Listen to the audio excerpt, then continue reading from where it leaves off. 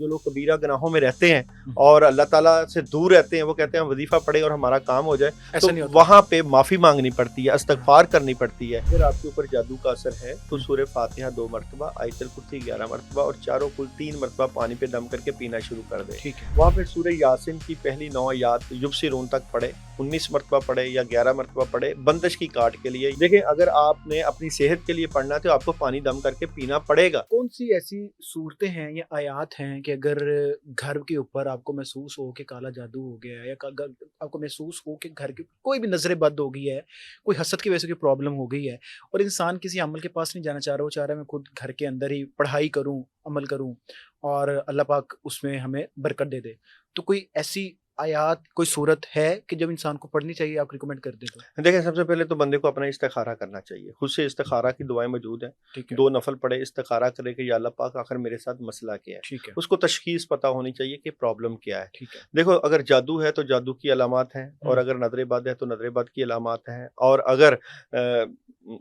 بغض حسد کینہ سے کسی نے جو ہے وہ آپ کے اوپر اثرات ڈالے ہیں تو اس کی بھی علامات ہیں۔ ٹھیک ہے، جادو کی علامات میں سر درد رہنا، طبیعت خراب رہنا، آنکھیں کھچے رہنا، کاموں میں رکاوٹ ہونا، کچھ کام کرنے کو دل نہ کرنا، گھر سے باہر نکلنا نہ، اور ہر کام میں رکاوٹ۔ صحیح ہے، اور جو جنات کا اثر ہوتا ہے اس میں یہ ہے کہ چڑچڑا پن آ جانا، بعض اوقات جو ہے خواب میں بچھو، سانپ اور بہت سی شیطانی چیزوں کا دیکھنا جس کی وجہ سے بندہ ڈر جاتا ہے، ٹھیک ہے، اور ڈر خوف جیسے کوئی ہے، اس طرح کی چیزیں۔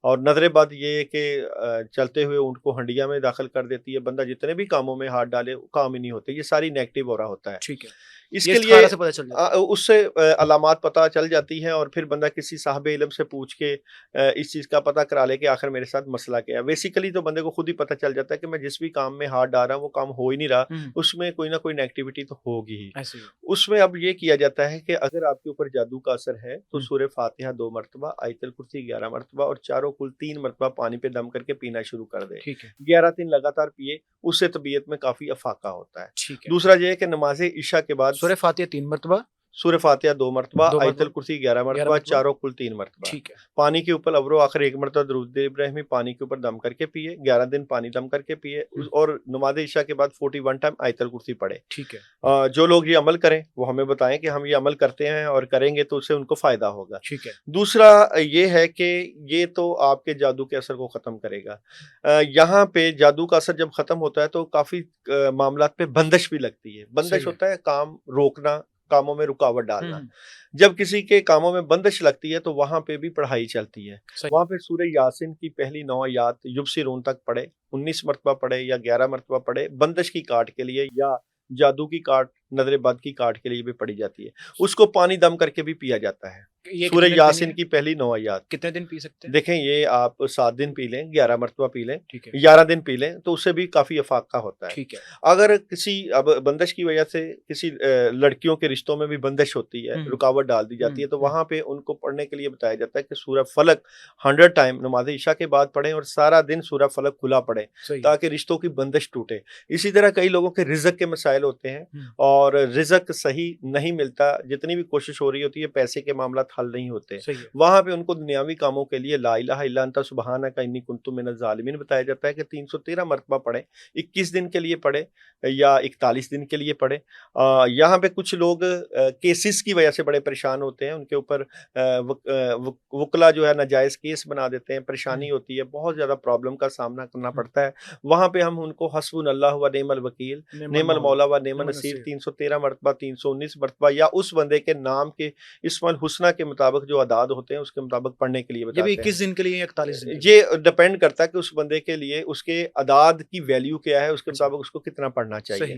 یہ ایک اچھا روحانی معالج اس کو مشورہ دیتا ہے کہ آپ کتنی تعداد پڑھیں، کیونکہ تعداد کا اوپر نیچے ہونا اور بے جا وظائف کرنا ایک رجت کا باعث بنتا ہے۔ رجت ہوتا ہے کہ اپنی مرضی سے وظائف کرو، پڑھائیاں کرو، ٹکا کے چلا کشی کرو، تو اپنے اوپر ہی غیر مرئی طاقتوں کو بندہ بلا لیتا ہے, اچھے بھلے کام ہوتے ہوتے پھر رکنا شروع ہو جاتے ہیں. ٹھیک تو رجت سے بچنے کے لیے آپ کی زندگی میں استاد کا ہونا بہت ضروری ہے. دیکھیں جو اگر گائیڈ کرے. جو کہ گائیڈ کرے, ٹھیک. دیکھیں اگر آپ نے کوئی بھی کام کرنا ہوتا ہے, گاڑی کے مکینک کے پاس جانا پڑتا ہے تو گاڑی صحیح ہوتی ہے. قرآن پاک کے لیے نبی پاک صلی اللہ علیہ وسلم مبعوث فرمائے گئے, تورات انجیل زبور بھی انبیاء کے اوپر مبعوث فرمائی گئی. ہر چیز کا کوئی نہ کوئی استاد ہوتا ہے. جس طرح ڈاکٹرز جو ہے وہ آپ کے روحانی جو ہے میڈیکلی علاج کرتے ہیں, اس طرح روحانی علاج کے لیے بھی اچھا ڈاکٹر اگر آپ کو مل جائے, وہ آپ کو اچھا گائیڈ لائن اور اچھا مشورہ دیتا ہے کہ آپ کو اس وقت کیا پڑھنا چاہیے, اس وقت کیا صدقہ دینا چاہیے, اور کس طرح کا آپ کو روحانی علاج کرنا چاہیے. یہ کچھ اسی طرح ہی ہے کہ جیسے اگر آپ کوئی خواب دیکھتے ہیں اور خواب دیکھنے کے بعد اس کی تعبیر نکلوانے کے لیے آپ کو مشورہ دیا جاتا ہے کہ کسی اس بندے سے اپنے خواب کی تعبیر کا حال پوچھو جو آپ کا صحیح جو ہے وہ آپ کو خیر خواہ ہو اور صحیح آپ کو اس کی تعبیر نکال کے دے. تو یہی حال یہ ہے کہ جب آپ روحانی علاج کرواؤ تو آپ کو دیکھنا چاہیے کہ جو بندہ ہے وہ قرآن و سنت کا پابند ہے کہ نہیں, نماز کو سمجھتا ہے کہ نہیں, اور صحیح دین کے اوپر چلنے, جھوٹ تو نہیں بولتا یا کوئی اس طرح کا اس کے باتوں میں اللہ کا رنگ نظر آتا ہے کہ نہیں. تو وہاں سے بھی پھر بندہ اچھا خاصا جو ہے وہ صحیح سمت پہ فیصلے کرنے لگ جاتا ہے. تو بندے کو اپنی زندگی میں کسی رہنما کی ضرورت ہونی چاہیے, کیونکہ جو بھی لوگ وظیفہ کرتے ہیں بیسیکلی وظیفے کے لیے ایک شرط ہوتی ہے. آپ کوئی پڑھائی کرو, کوئی وظیفہ کرو, اس میں 4 دھیان چلتے ہیں.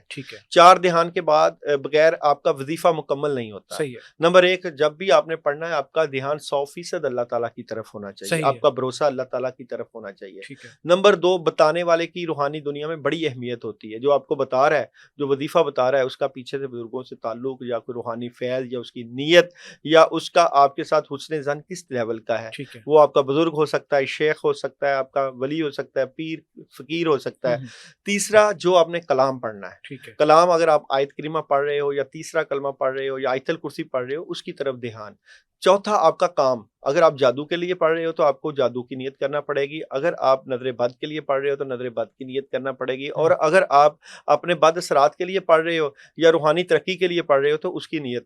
یہ 4 دھیان میں سے یہ آپ کا شیخ اس بات کا فیصلہ کرتا ہے کہ اس وقت آپ کو کس چیز کی ضرورت ہے. یہ پڑھائی آپ کو اللہ تعالیٰ کی طرف دھیان کر کے پڑھنا ہے, یہ پڑھائی آپ کو اپنے کاموں کی طرف دھیان کر کے پڑھنا ہے, یہ پڑھائی آپ کو اس وظیفے کی طرف دھیان کر کے پڑھنا ہے, یہ پڑھائی آپ کو اپنے مسئلے کی طرف بیان کر کے پڑھنا ہے. تو یہ 4 دھیان کا کمبینیشن وظیفے کے لیے بہت ضروری ہوتی ہے, جو لوگ مس کرتے ہیں. اس لیے میرے پاس جو لوگ آتے ہیں وہ 20 وظائف تو کر رہے ہوتے ہیں, پڑھائیاں تو کر رہے ہوتے ہیں, لیکن کام نہیں ہو رہے ہوتے. وہ کہتے ہیں ہم تو ہر وظیفہ کر کے تھک گئے, ہر پڑھائی کر کے تھک گئے, رشتوں کی بندش دور نہیں ہو رہی, رزق کے مسئلے حل نہیں ہو رہے, جادو کے مسئلے نہیں جا رہے, کاموں میں برکت نہیں پڑ رہی, صحت ٹھیک نہیں ہو رہی. تو ان کو کہا جاتا ہے کہ اگر آپ نے پڑھائی کرنی ہے اس میں اپنا فوکس کیسے بہتر کرنا ہے. پھر یہاں 4 میجر پرنسپل ہیں وظیفے کے لیے. پھر وہاں پہ چیزوں کا استعمال کیا جاتا ہے. دیکھیں, اگر آپ نے اپنی صحت کے لیے پڑھنا ہے تو آپ کو پانی دم کر کے پینا پڑے گا. اور اگر آپ کے جسم کے اوپر بد اثرات ہیں تو آپ نے جسم کے اوپر تعویذات جو کہ شیطانی اثرات کو ختم کرتے ہیں مل کے جلانے پڑیں گے. اور اگر آپ کے گھر پہ بندش ہے تو وہاں پہ آپ کو اگربتی پہ دم کر کے اس اگربتی کو جلانا پڑے گا کہ جو اورا آپ کے گھر میں آپ کے کاموں میں رکاوٹ ڈال رہا ہے, بندش ڈال رہا ہے, اس کو دور کرنے کے لیے اگربتی کا دھواں جب اٹھے گا, پڑھائی والی اگربتی کا, تو وہ اس دھوئیں کو کاٹے گا.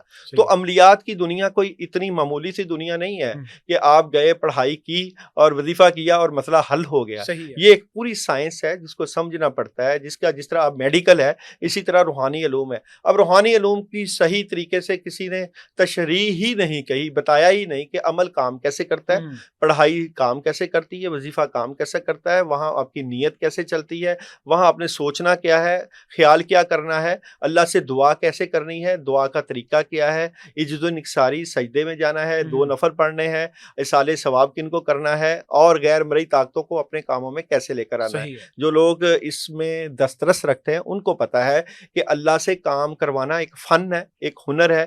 اللہ سے کام کروانے کا ہر بچے سے لے کے بڑے کو طریقہ آنا چاہیے. ہر بندہ نیگیٹیوٹی 7200 بلائیں ہر بندے کے ارد گرد گھومتی ہیں. نہ صرف آپ نے 7200 بلاؤں سے بچنا ہے بلکہ اپنے کام بھی اللہ سے کروانے بذریعہ دعا. تو دعا آپ کو پتا ہے تقدیر بدلتی ہے, اور جس طرح کہتے ہیں کہ نظر سے تقدیر بدلتی ہے, مومن کی دعا ایک ہتھیار ہے. اسی طرح آپ کا ذوق، آپ کا شوق، آپ کی عبادت، آپ کی ریاضت آپ کو اللہ کے قریب کرتی ہے اور پھر بڑے بڑے کام بھی ہوتے ہیں۔ اسی طرح گناہوں کا بھی اثر پڑتا ہے آپ کی زندگی میں۔ جو لوگ کبیرہ گناہوں میں رہتے ہیں اور اللہ تعالیٰ سے دور رہتے ہیں، وہ کہتے ہیں ہم وظیفہ پڑھیں اور ہمارا کام ہو جائے، تو ایسا نہیں ہوتا۔ وہاں پہ معافی مانگنی پڑتی ہے، استغفار کرنی پڑتی ہے کہ یا اللہ پاک جو گناہ ہو گئے، جس کی نحوست کا اثر ہماری زندگیوں میں پڑا، ماں باپ کے نافرمان کی دعا قبول ہی نہیں ہوتی، اور زنا جو کرتا ہے اس کی دعا، اس سے رزق چھن جاتا ہے، چوری ڈکیتی کرنے والا کیسے اللہ تعالیٰ سے اپنی دعا قبول کروائے گا؟ تو سب سے پہلے صدق کے دل سے توبہ اور استغفار کی جائے، اللہ تعالیٰ سے اپنے گناہوں کی معافی مانگی جائے کہ یا اللہ پاک گناہ گار انسان کیونکہ خطاؤں کا پتلا ہے اور معافی مانگتے رہنا چاہیے۔ انسان جتنا بھی اللہ کے قریب ہوتا جاتا ہے اتنا ہی وہ جھکتا جاتا ہے، جتنا بھی آپ کا روحانی درجہ بڑھے گا اتنا ہی آپ سرنگوں ہوگے، اتنا ہی آپ سجدوں کی کثرت کرو گے۔ اللہ تعالیٰ سے تعلق بنانے کے لیے آپ کو کسی نہ کسی اللہ والے کی ضرورت پڑتی ہے۔ وہ کہتے ہیں نگاہ مرد مومن سے بدل جاتی ہیں تقدیریں، تو آپ کو سمجھانے والا، آپ کو گائیڈ کرنے والا ایسا بندہ ہونا چاہیے جو آپ کی رہنمائی کرے۔ لیکن ہمارا معاشرہ اب اس ڈگر پر جا چکا ہے کہ یہاں پہ نہیں ایسی چیزوں نہیں مانے یا نہ مانے، دیکھیں جس کا مسئلہ ہوتا ہے، جس کو پریشانی ہوتی ہے، اس کو پھر اس کی طرف جانا ہی پڑتا ہے۔ کہتے ہیں کہ اگر سوچ سچی ہو، اگر طلب سچی ہو، تو اللہ تعالیٰ وہ کوئی نہ کوئی ایسا بندہ آپ کی زندگی میں لے ہی آتے ہیں جس سے آپ کی زندگی میں اللہ کا رنگ، کامیابیاں اور نیگیٹیوٹی دور ہی ہو جاتی ہے۔